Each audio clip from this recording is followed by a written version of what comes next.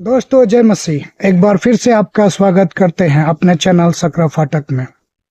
दोस्तों जब हम सुलेमान के जीवन को देखते हैं तो सुलेमान के बारे में हम पाते हैं कि सुलेमान जो है बहुत ही ज्ञानी व्यक्ति था, बहुत ही समझदार व्यक्ति था। परमेश्वर ने उसको बहुत ज्ञान दिया था। दूर दूर से लोग उसके ज्ञान को, उसके बुद्धि की बातों को सुनने के लिए आते थे और एक रानी भी उसके ज्ञान और बुद्धि को सुनने के लिए आई थी और उसने उसका तारीफ किया और कहा कि मैंने जितना तुम्हारे बारे में सुना था उससे 100 गुना अधिक तुम बुद्धिमान हो और 100 गुना अधिक तुम्हारा जो है ऐश्वर्य है। ऐसा बुद्धि, ऐसा समझ परमेश्वर ने उसको दिया था। तो ये ज्ञान और बुद्धि उसको क्यों मिला था?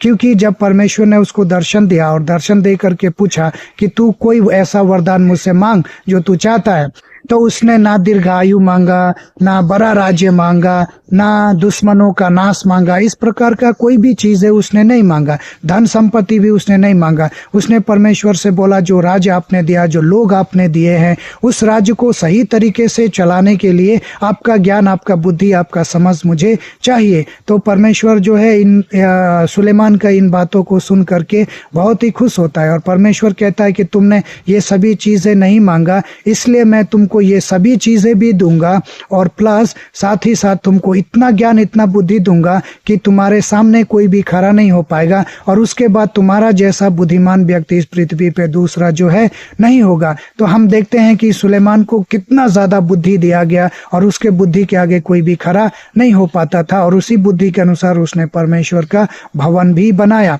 तो दोस्तों मगर परमेश्वर बाद में जब हम देखते हैं तो सुलेमान क्या करता है? सुलेमान जो है अन्य जाति की और लड़कियों से विवाह कर लेता है। हालांकि परमेश्वर ने कहा था कि तुम अन्य जातियों में विवाह न करना, बहुत सारा पत्नी भी ना रखना, मगर वो बहुत सारा पत्नी भी रखता है। परमेश्वर कहता है बहुत सारा घोड़े ना रखना, मगर वो बहुत सारा घोड़े भी रखता है। और इसका अंत में नतीजा क्या होता है? उसकी औरतें जो है उसको परमेश्वर के तरफ से मोड़ करके संसार के ज्ञान के तरफ में, संसार की बातों के तरफ में उसको लेकर के आती है और वो परमेश्वर से दूर होता है और मूर्ख बन जाता है। इतना ज्ञानी व्यक्ति मूर्ख बन जाता है और उसी मूर्खता में क्या होता है? मर जाता है।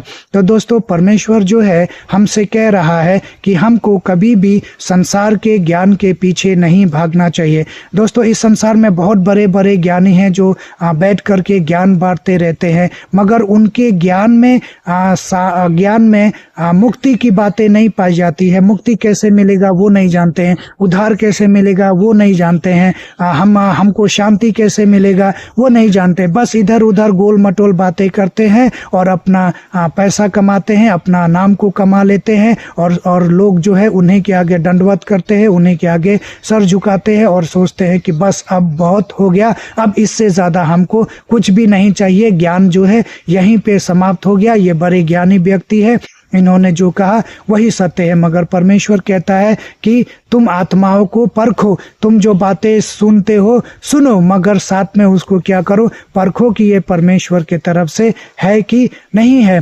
तो ये सारे ज्ञान जो है हमको क्या करता है? परमेश्वर से दूर कर सकता है। जैसे सुलेमान जो है इस संसार के ज्ञान में पढ़ करके, इस संसार के लोगों के संगति में पढ़ करके परमेश्वर से दूर हो गया और मर गया, उसी प्रकार हम भी जो है परमेश्वर से दूर हो सकते हैं। देखिए परमेश्वर क्या कहता है, जब हम पहला कुरिन्थियों 1:20 पढ़ते हैं तो परमेश्वर कहता है, कहाँ है ज्ञानवान? परमेश्वर सवाल कर रहा है कि इस संसार के वो ज्ञानी व्यक्ति कहाँ है? अगर वो ज्ञानी है तो उनके पास में वो परमेश्वर वाला ज्ञान, मेरा ज्ञान उनके पास में है, उनके पास में मेरा ज्ञान नहीं है। इसलिए तुम उनके ज्ञान को मत सुनो, उनके ज्ञान की बातों के ऊपर में ध्यान मत दो, क्योंकि वो ऐसा भारी बोझ तुम्हारे ऊपर लाद देंगे जो खुद वो उठाना नहीं चाहते हैं। वो एक भारी बोझ है, इसलिए तुम उनके ज्ञान के तरफ में ध्यान मत देना। उसके बाद में कहता है, कहाँ है शास्त्री? शास्त्री उन व्यक्तियों को कहते हैं दोस्तों जो वेदों का ज्ञान रखने वाले लोग हैं। जैसे शास्त्री और फरीसी जो ज्ञान, बाइबल के बारे में बहुत सारा ज्ञान सोचते हैं कि मेरे पास में बहुत बड़ा ज्ञान है, मगर वो लोग भी ठोकर खा जाते हैं परमेश्वर के वचन के कारण। तो दोस्तों यहाँ पे हम देखते हैं कि परमेश्वर कहता है कि कहाँ है वो शास्त्री लोग और उनका ज्ञान कहाँ है। क्या उनका ज्ञान मेरे ज्ञान के आगे खड़ा हो सकता है? क्या वो लोग मेरे ज्ञान का निर्वाह कर सकते हैं? कभी भी निर्वाह नहीं कर सकते हैं। कहाँ रहा इस संसार का विवादी जो डिबेट करते हैं, बड़े बड़े सभाओं में बैठ करके अपने ज्ञान को झाड़ते हैं कि हम बहुत ज्ञानी हैं, हमने ये किया, हमने वो किया, हम ऐसे कर देंगे, हम वैसे कर देंगे, हम देश में इस प्रकार के विकास लेकर के आएंगे। तो इस प्रकार का बातें करने वाले के लिए परमेश्वर कहता है कि वो लोग कहाँ है, उनका ज्ञान क्यों बुद्धि काम नहीं कर रहा है, क्यों किसी भी बीमारी को रोक नहीं पाते हैं, क्यों देश में जो दरिद्रता है उस दरिद्रता को रोक नहीं पा रहे हैं, क्यों देश में जो आतंकवाद है, भ्रष्टाचार है, इस भ्रष्टाचार को क्यों नहीं वो अपने ज्ञान से, अपने बुद्धि से, अपने समझ से क्यों नहीं रोक पा रहे हैं। कहाँ है उनका ज्ञान, कहाँ उनका बुद्धि, कहाँ उनका समझ? अगर है तो ये सब चीज को रोक करके दिखाओ। मगर कोई भी इंसान जो है इसमें सफल नहीं हो पा रहा है, वो केवल अपने ज्ञान को जा रहा है। उसके बाद फिर कहता है परमेश्वर कहता है कि क्या परमेश्वर ने संसार के ज्ञान को मूर्खता नहीं ठहराया? अब जितने भी लोग अपने आप को ज्ञानी समझ रहे हैं, विद्वान समझ रहे हैं, इस संसार का उद्धार करने वाला समझ रहे, परमेश्वर कहता है कि ये सब मूर्ख है और इनका ज्ञान भी मूर्खता है। ये सब कुछ एक दिन क्या हो जाएगा? नष्ट हो जाएगा। जो कभी भी खत्म नहीं होने वाला जो ज्ञान है वो मेरा ज्ञान है। तुमको मेरे पास में आना चाहिए, क्योंकि मैं ही हूं जो इन सभी चीजों के ऊपर मैं नियंत्रण करता हूं, इन सभी चीजों के ऊपर मैं कंट्रोल करता हूं। अभी धरती हिलने लगती है तो सभी लोगों का बुद्धि जो है भ्रष्ट हो जाता है। समझ में नहीं आता कि इस धरती जो हिल रही है, धरती जो फट चुकी है, इसको कैसे रोका जाए। झमाझम बारिश होने लगती है तो सभी का बुद्धि जो है काम करना बंद कर देता है कि कैसे इस बारिश को रोका जाए। जब बाढ़ आ जाता है तो सभी का बुद्धि जो है, जितने भी ज्ञानवान लोग हैं, इनकी बुद्धि जो है घास चरने चली जाती है और उनको समझ में नहीं आता है कि कैसे इस बाढ़ को रोका जाए, इस बाढ़ पे कैसे नियंत्रण किया जाए। एक महामारी आ जाती है तो इस महामारी में बड़े बड़े ज्ञानी, बड़े बड़े डॉक्टर और विद्वान लोग जो है बगले झांकने लगते हैं, वो खुद इस बीमारी में मर जाते हैं। उनको समझ में नहीं आता कि इस बीमारी को कैसे कंट्रोल करना है। तो कहाँ है हमारा ज्ञान, कहाँ है हमारा बुद्धि, कहाँ है हमारा समझ? क्या हम इन सभी बुद्धि से, इन सभी ज्ञानों को लेकर के, इन सारी समझ को लेकर के हम परमेश्वर के समक्ष खड़े हो सकते हैं? परमेश्वर के सामने क्या खड़ा होने का औकात है हमारा औकात परमेश्वर के सामने खड़ा होने का नहीं है। और ना ही इन सारे ज्ञान और बुद्धि से हम महामारी को रोक सकते हैं। ना सूर्य के रोशनी को रोका जा सकता है, ना दिन को रोका जा सकता है, ना रात को रोका जा सकता है।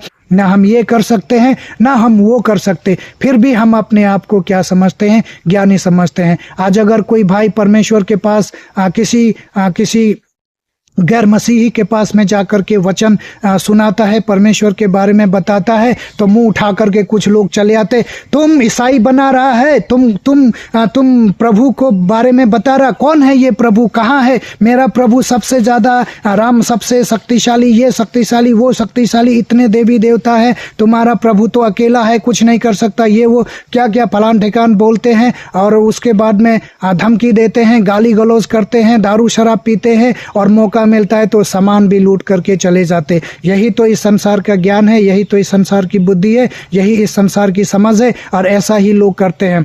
दोस्तों, आज मैं एक वीडियो देख रहा था गुजरात का, तो वहां पे कुछ विश्वासी भाई बहन किसी के घर में भोजन कर रहे थे और कुछ बजरंग दल वाले जो है उनके घरों में चले जाते हैं और घरों में चले जाते बोलते, तुम लोग क्यों आया यहाँ, तुम लोग क्या कर रहा है यहाँ, तुम लोग ईसाई बना रहा है, भ्रमित कर रहा है, ये कर। क्या हमारे पास में कोई मशीन है?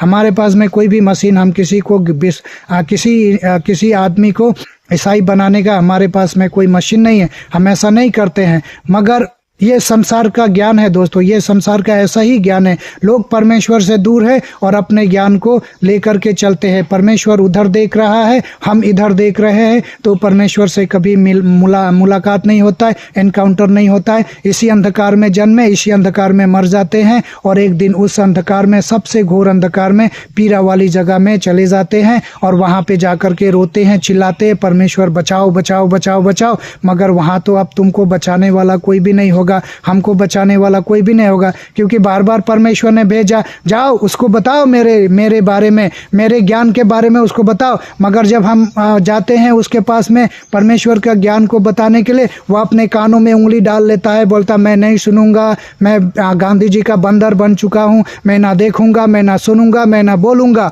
तो जब तू नहीं बोलेगा, नहीं सुनेगा, नहीं सुनेगा, तो क्या होगा? तू नाश हो जाएगा। इस संसार का ज्ञान लेकर के तू कभी भी परमेश्वर के करीब नहीं पहुंच पाएगा। तू वहां पहुंच जाएगा जहां के लिए तू कल्पना भी नहीं कर सकता कि वहां पे क्या होने वाला है तुम्हारे साथ और हमारे साथ में। तो दोस्तों, हमको इस संसार के ज्ञान के पीछे नहीं भागना चाहिए, हमको परमेश्वर के ज्ञान के तरफ में भागना चाहिए। तो दोस्तों, उम्मीद है इस वीडियो के द्वारा परमेश्वर ने आपको आशीष किया है। तो मिलते हैं फिर किसी दूसरे वीडियो में, तब तक के लिए जय मसीह।